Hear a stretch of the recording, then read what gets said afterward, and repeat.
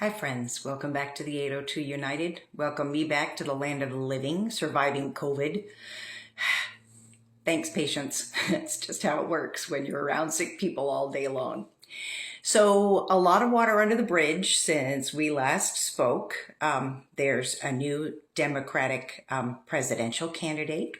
Not going to go there because we're all about Kansas politics, but it sure has been interesting to see that all unfolding. The other big thing that happened in Kansas was our primary elections. And I just want people to give me some feedback about the fact that so few people come out for the primary. And I understand this if in your particular district, you're voting one party or another, and there's nobody on your ballot because there's, the incumbent is running unopposed or for whatever reason. But a couple of these races were either very tight or weren't very tight, but the percentage of voters was incredibly small. One House District 35, for instance, where Wanda Brownlee Page defeated the incumbent on the Democratic primary ticket, the vote was 827 to 377. Do you know how many Democratic voters are registered in Wyandotte County? And I realize District 35 is not all about Wyandotte County, but it's the closest I can get from the Secretary of State website. 42,000 people are registered Democrats, and like 1,100 people came out to vote. That kind of makes me a little bit sad.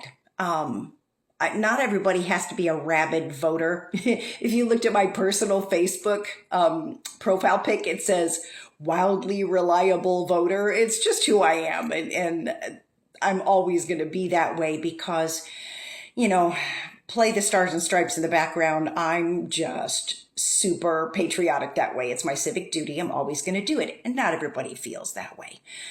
But another race that came down to like 200 votes, only about maybe 2% of the voters in that county came out. And I think about how hard people work when they're running for office and supporting their candidacy, and the money that goes into this and the hours that go into this, to think about only a tiny percentage of the possible voters come out and support their candidate.